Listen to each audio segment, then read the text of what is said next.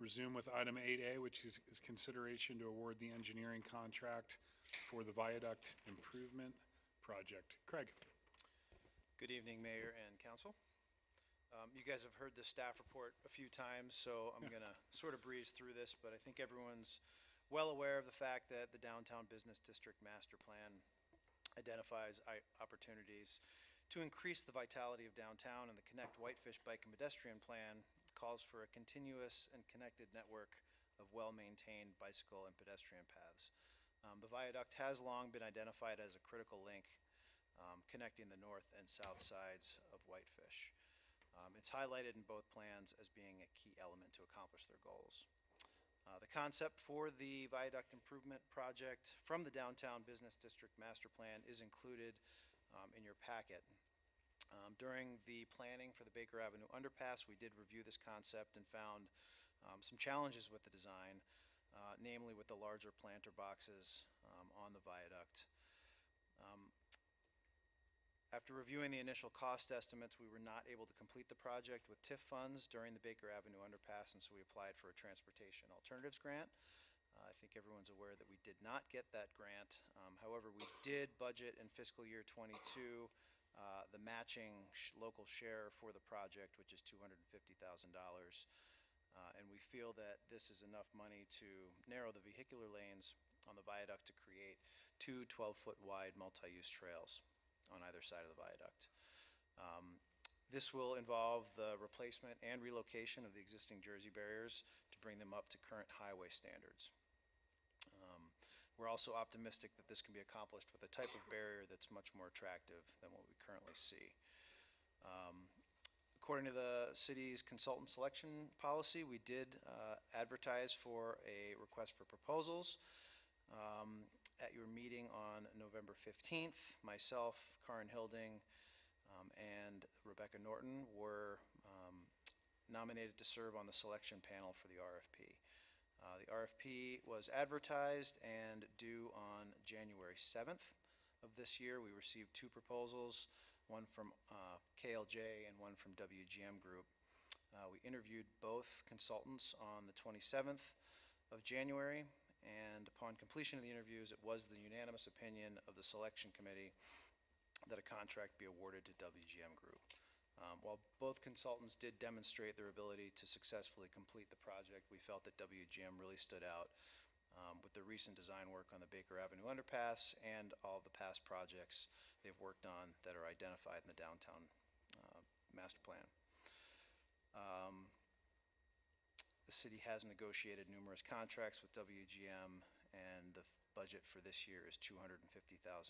So based on the process that we followed, we do recommend a contract be awarded to WGM to complete the engineering design for the Viaduct Improvement Project, and the city manager be authorized to execute the contract. I appreciate your consideration and welcome any questions you may have. Thanks, Craig. Any questions for Craig? We'll start with Giuseppe. Yes, Craig, and I come late to the party on this one. I wonder what latitude do we have here, and if I'm out of theme, stop me, Mayor. I read the packet, and right now we're thinking about widening the two bicycle pedestrian lanes on both sides of the viaduct, and also we're constrained by budget. At the same time, I have a concern, a longer-term concern, to have only two lanes on the viaduct and even narrower lanes. I know that there is a bottleneck later and before, but the viaduct is the viaduct. So I was wondering, trying to figure out if there is a way to accommodate a wider bicycle and pedestrian lane just on one side, since we have a tunnel under the viaduct, and actually reserve room for three lanes that could be modulated later according to peak times, two forward, one backwards, and vice versa with big red lights. Would that make any sense to even consider? I don't think it makes sense to consider under the scope of this project. Our intention here is really just to narrow the existing vehicular lanes to widen those bike ped lanes. I think doing so will still allow, there's about 60 feet of pavement on the viaduct, and so I think it should allow room for wider pedestrian lanes on either side and a future third traffic lane. But doing something like that would obviously involve MDT and a much larger scope of work. So at this point, our main goal is really just to increase the connectivity across the bridge for bikes and peds. Thanks, Giuseppe. Steve?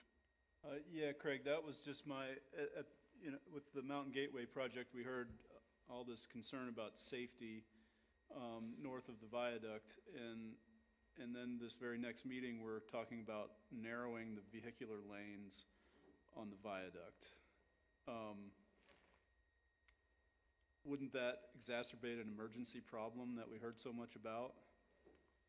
I really still think there's going to be ample room to have 3 lanes of traffic with the widened bike paths. Essentially what we're doing is narrowing the shoulder. I mean, there's still going to be 2 existing 12-foot wide lanes of traffic across the viaduct. We're just essentially narrowing those shoulders from 12 feet to about 6 feet. So in the future, if there's an evacuation or if there is consideration from the state to add a 3rd lane, there would still be room. You're sure about that? Sure about that, yes. Okay, because you said, I think, in the first time you said it. There's enough room on the existing viaduct to have 3 lanes of traffic and 2 12-foot pedestrian lanes on either side. Okay, but once we build those lanes, the pedestrian, we're kind of locked into that. Is that correct? We'll need to use some type of an appropriate barrier that will lock us into that width, yes. Okay, thank you. Steve, I would just a argue that narrower lanes actually provide traffic calming measures, which are similar to the bulb outs in town, and I know we discussed that during adoption of the master plan.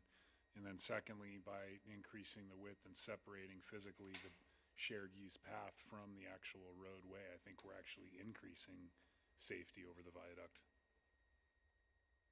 Right, but that is the pinch point that everyone was so concerned about at the last at that hearing, and it just seems strange that we're taking away vehicle access to get away from a potential fire that everybody was so concerned about, and but apparently there's enough pavement there to make that Sure. not an issue, I guess. Sure.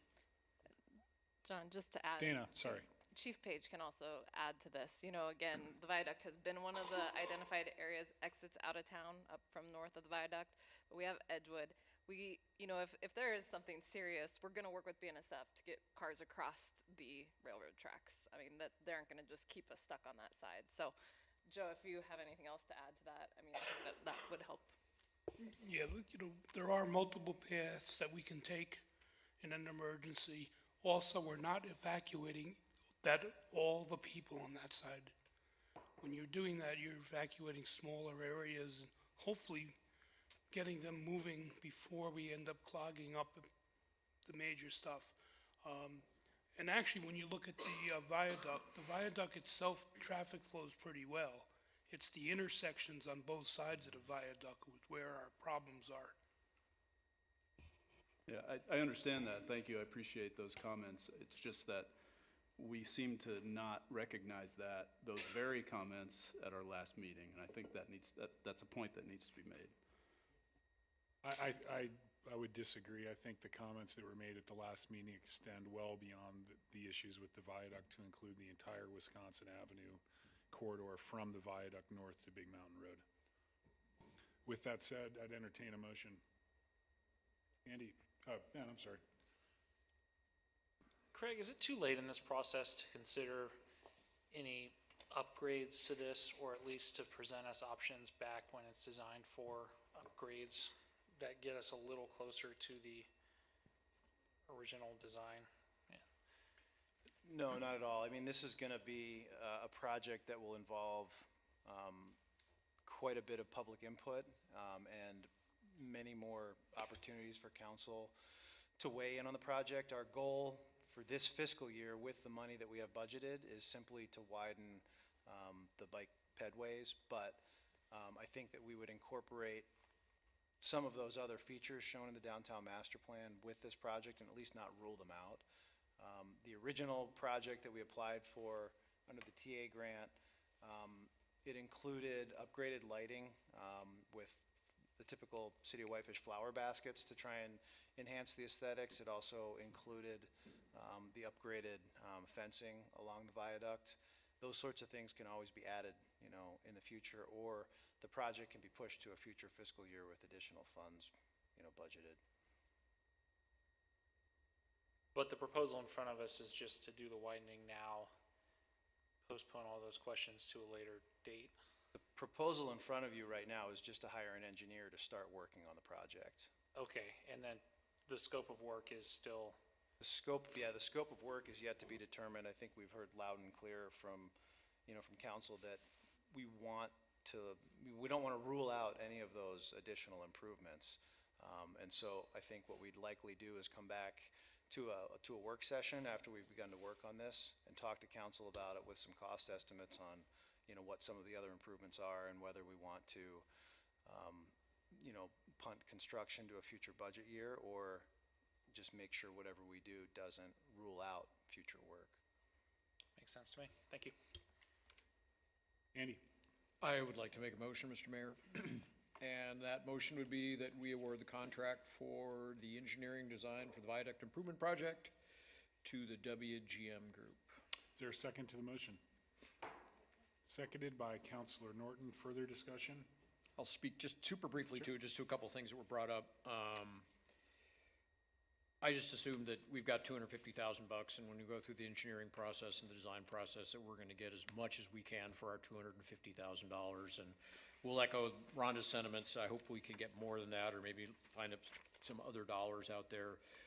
With regard to having the path on both sides, it's extremely important if you actually think about it, because if you're on the east side of the viaduct and you're going out Edgewood, you don't have to cross Wisconsin. And if you're on the west side going up Wisconsin, you don't have to cross Wisconsin, because that one's on the left and the other one's on the right. And if you do it, then you're gonna force everybody to go across at the crosswalk on the other side, which we already took care of part of that problem by spending $1 million on a tunnel underneath the viaduct. So why we would go ahead and create it again on the other side by being chintzy and worrying about a third lane is beyond me. So there you go.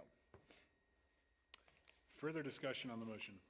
All those in favor, please raise your hand. Those opposed, like sign, and that motion does carry unanimously.